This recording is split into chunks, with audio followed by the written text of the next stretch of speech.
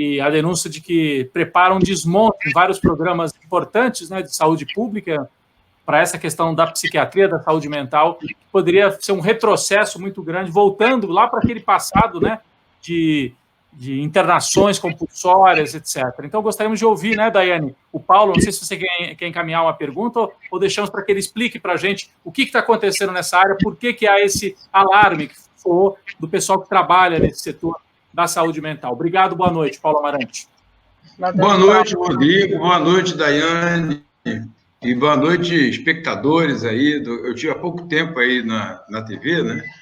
E, bem, nós estamos vivendo, está tudo dentro de um grande contexto de desmonte do Estado de Direito, das políticas públicas, né, de todos os avanços democráticos de direito que nós conseguimos nesses anos. Já de antes da Constituição de 88, as lutas, você sabe que há pouco tempo, como eu falei, eu participei com o Mauro do programa aí, eu contei a história um pouco, porque eu fui o encarregado lá na época, pelo Sérgio Aroca e tal, de datilografar a proposta do SUS, né, que eu tinha a maquininha lá, a letra 22, né, da Olivetti, eu fiquei encarregado de fazer isso. Então, nós construímos a proposta do SUS em 79. Em 79, levamos na Câmara dos Deputados uma proposta, primeiro, que considerava que a saúde é um direito universal. Saúde não deveria ser um mercado, uma área de lucro, etc. Seria uma política pública de direito universal. Nós conseguimos colocar isso na Constituição, em 88, né? Quase, então, 10 anos depois, embora ela nunca tivesse sido efetivamente implantada assim. Mas isso foi um avanço, a ideia da saúde como direito, a saúde como direito universal, né? Só para quem conhece o que era a saúde antes do SUS, aí essas televisões que está falando, dessa mídia aí, que vocês estavam conversando antes, que apoiou o golpe, que apoiou toda essa guinada para a ultradireita, agora parte dela arrependida, né, um arrependimento provisório, de interesse, etc., ela atacou o SUS o tempo todo, porque o SUS representava direito, representava não apenas a ideia da saúde como um direito universal, gratuito, né, assim como uma saúde, uma política construída pela sociedade. Então, uma das coisas mais importantes que o SUS trouxe, e para o SUAS, para a educação, para outras áreas, no mundo inteiro é reconhecido, o processo instituinte participativo do SUS. É um processo em que os conselhos municipais, estaduais, o Conselho Nacional de Saúde, ainda hoje, um dos poucos espaços de resistência ao Conselho, construído de maneira bipartite entre a sociedade, gestores, etc., os vários atores, conselhos estaduais, municipais, as conferências de saúde. Então, tudo isso é um processo de transformação verdadeira do Estado brasileiro, na definição de recursos, etc. E a área da saúde mental, Rodrigo e Daiane, ela teve um papel muito importante, porque é uma área do excluído, que além de pobre, do seu negro, da periferia, do seu favelado, ele é considerado louco, despossuído de razão. Esse é um conceito que surgiu lá com Felipe Pinel, virou conhecido, aí todo mundo fala, tá Pinel, tá no Pinel, né? O Pinel foi o grande médico fundador da área da psiquiatria, um filósofo, um médico humanista, um revolucionário na época da Revolução Francesa, mas que considerava que a loucura, a primeira apropriação médica da loucura, é que era a alienação. Não, o conceito de alienação mental que o Machado de Assis usou no Alienista. O hospital aqui da Praia Vermelha era o Hospital Nacional de Alienados. O alienado que está fora de si, incapaz de decidir, de discernir, de escolher, incapaz de juízo, etc. Isso é um equívoco histórico. Eu acredito que Pinel, se estivesse vivo hoje, reconheceria. Pelos recursos da época, pelos conceitos da época, né? Esse era um conceito importante, a ideia de que o homem era o único ser possuidor da razão, da capacidade, etc., que o delírio, a alucinação, a loucura retirava a razão. de maneira integral. Então, até hoje, quando você fala louco, ou alienado, ou pessoa portadora de transtorno, vocês observam que ninguém fala transtornado mental. Porque o conceito atual, depois de alienação, alienado mental, doença, doente mental, transtorno mental seria transtornado, mas ele declara tanto esse caráter de julgamento moral, de julgamento, né, de juízo que você faz, um transtornado, a pessoa transtornada, que ele é evitado. Estrategicamente, a psiquiatria usa portador de transtorno mental, como se a pessoa andasse carregando o transtorno, né? E nós sabemos, isso é uma estratégia para não usar o transtornado que denuncia esse caráter.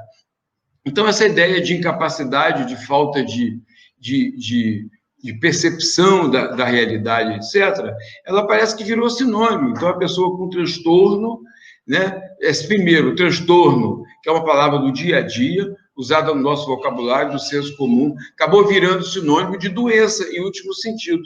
E a pessoa com transtorno mental seria incapaz, né? Então, a psiquiatria revolucionária, inovadora, na época chamava de democrática, né? O SUS foi apresentado com uma proposta chamada Questão Democrática na área da saúde, do direito. Ela revolucionou isso, porque ela mostrou que grande parte do que a psiquiatria escrevia sobre a loucura nas pessoas internadas nas colônias Juliano Moreira por 26 anos, a média, quando eu comecei a trabalhar como médico, de tempo de internação na colônia Juliano Moreira, a média eram 26 anos. Quando eu falo assim, as pessoas pensam dias, né? Não, anos. Juqueris da vida e etc., Barbacena. Nós evolucionamos isso e derrubamos aquela velha psiquiatria, mostrando que as pessoas, dentro do espírito de solidariedade, de reconhecimento da diversidade desses sujeitos, eles produzem, trabalham, são artistas, são criativos, e muito, não é que seja sinônimo, mas são criativos, são trabalhadores, conseguem ter casas, viver. Então, nós implantamos nesses 40 anos, foi isso. Fomos fechando manicômios terríveis, terríveis.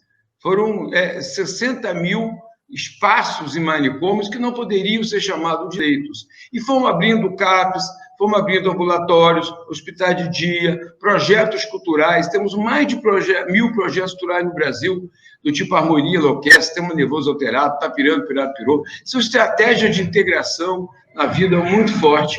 E isso ameaça a psiquiatria, que tem um poder de domínio de mercado. É isso que está em jogo.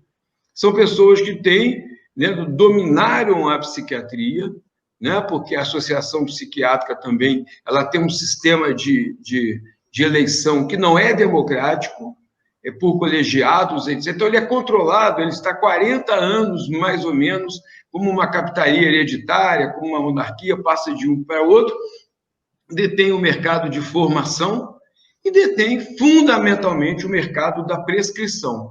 Reduzem transtorno mental a transtorno biológico, que em absoluto é verdade, em absoluto, entendeu? Existem várias pesquisas, aí eu até, como assim, trouxe, né, essa coisa de... As pessoas acham que a gente está falando de cabeça, de ouvido, né?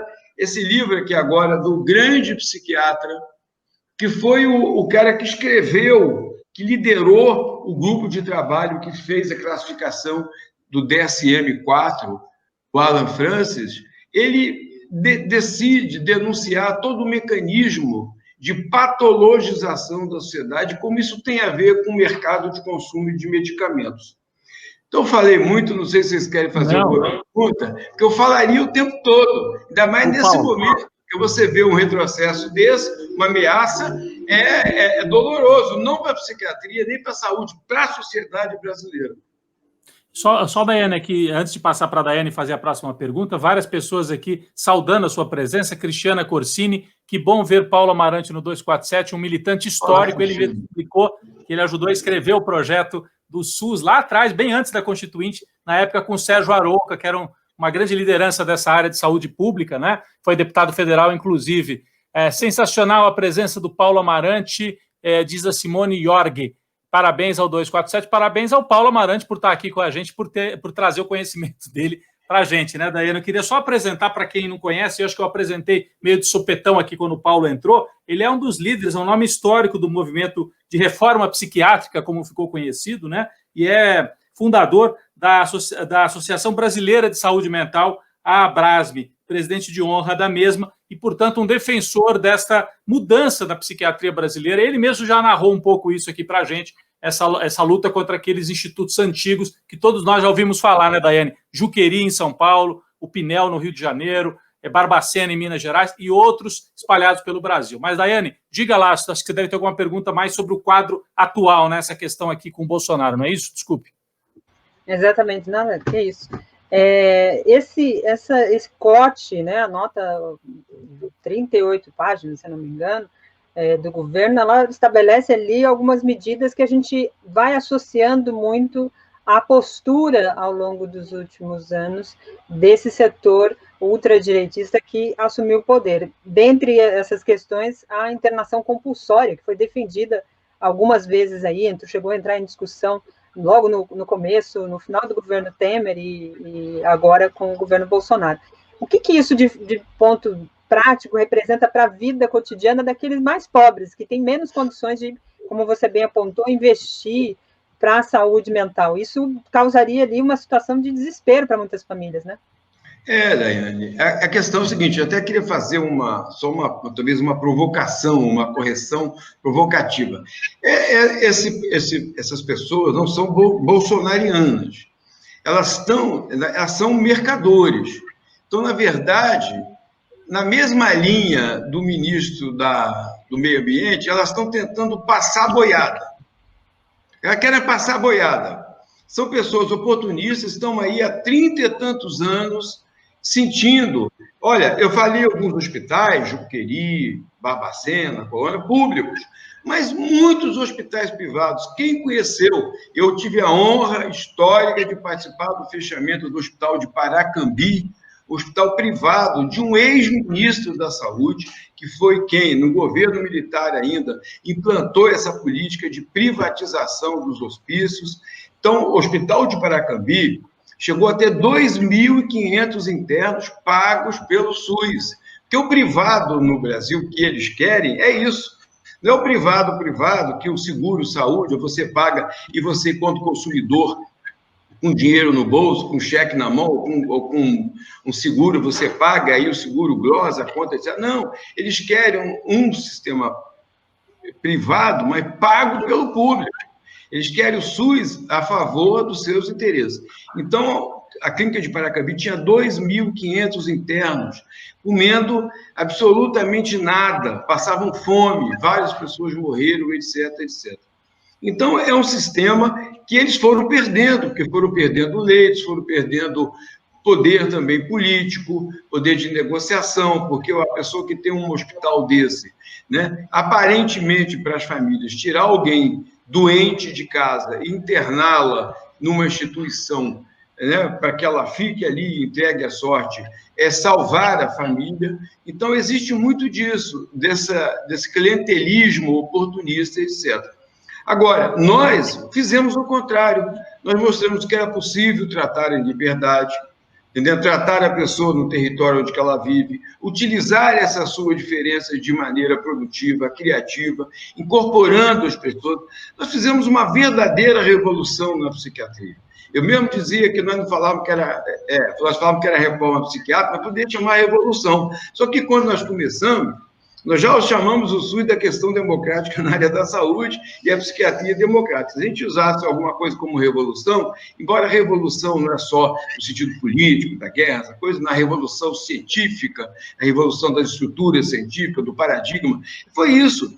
Nós mostramos que boa parte dos quadros psiquiátricos de incapacidade, de melancolia, de catatonia, eram decorrentes da larga institucionalização, do estigma, da exclusão, da falta de direitos. Da mesma forma que você fala, os negros são inferiores, têm menos capacidade intelectual, né? O Franz Fanon fala isso de um médico, dizendo o negro adulto tem a cabeça de um europeu jovem, criança, né?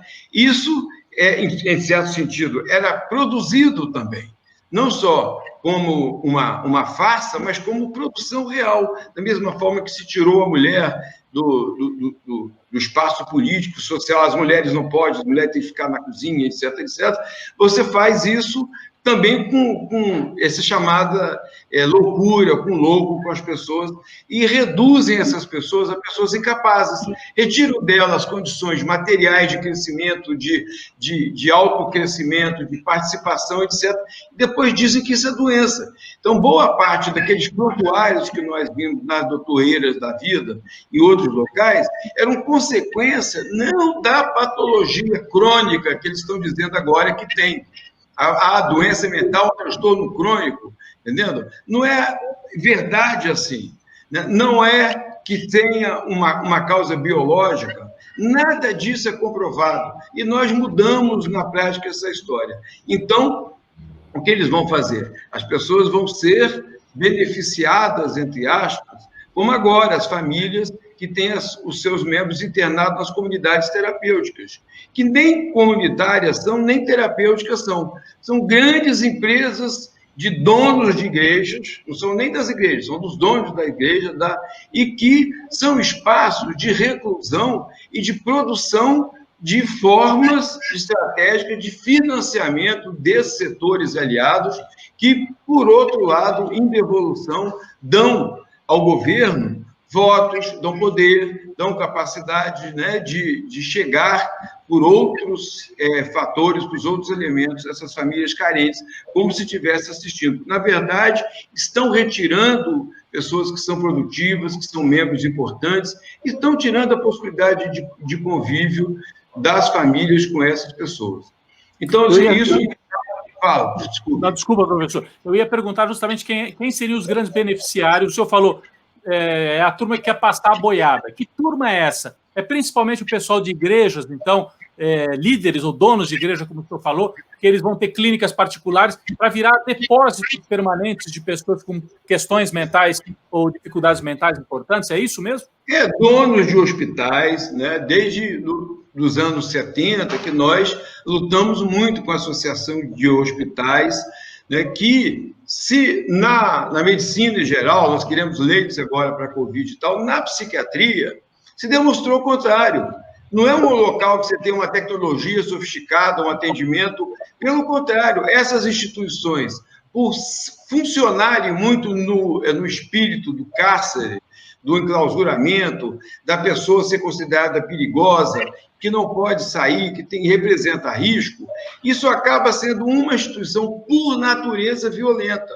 Né? São instituições totais, elas, por natureza, são violentas. O que se percebeu?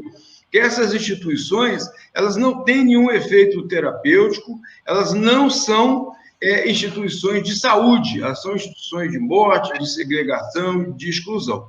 Então, mas isso no Brasil, desde então, 68, né, com o ministro Leonel Miranda, que era o dono da Casa de Saúde do Doutoreiras, fechada em 18 de maio de 2012, essa Casa de Saúde, ele implantou essa política de privatização. O Brasil tinha 3 mil e poucos leitos psiquiátricos privados, passou a ter 50 mil.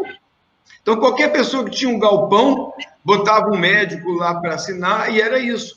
Então, nem todos os médicos, quando se fala em nome dos médicos, eu conheço muitos psiquiatras, trabalhadores de CAPS, de atenção primária, de centro de convivência, ligados a projetos sociais, a cooperativas de trabalho, ligados a projetos culturais, né, que não concordam com aquela situação.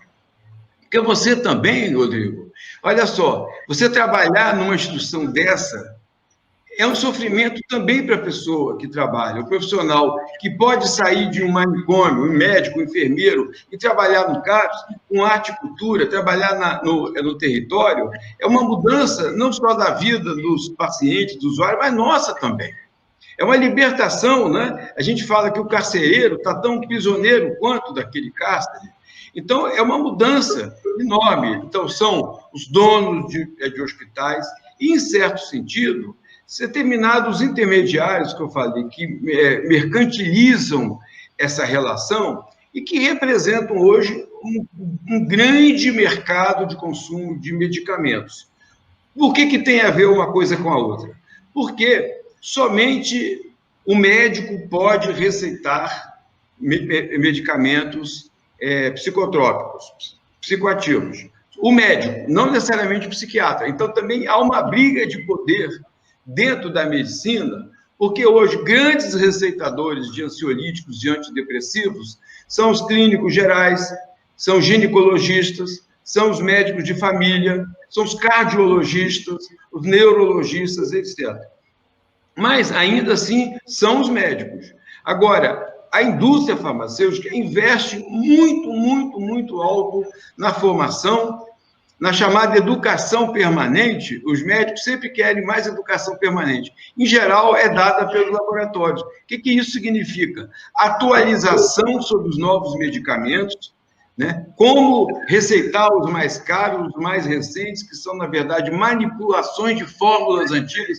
Em boa parte, a grande pesquisadora da Universidade Johns Hopkins, Marcia Angel, demonstrou isso. São medicamentos antigos, até mesmo com menos efeito que os anteriores. Mas eles escrevem que funciona mais, porque ele é mais caro, etc, etc. Então, isso é um domínio de um mercado importante, que é a associação que credencia o médico especialista e credencia os cursos de especialização, etc., e que detém um mercado importantíssimo. Um dos maiores mercados do mundo é o da produção de psicofármacos hoje, né? No mundo inteiro, o que se consome de metilfenidato, né, de Ritalina, de antidepressivos, de ansiolíticos, etc., é muito grande. E isso implica num investimento muito potente da indústria farmacêutica nessas pessoas que detêm esse poder.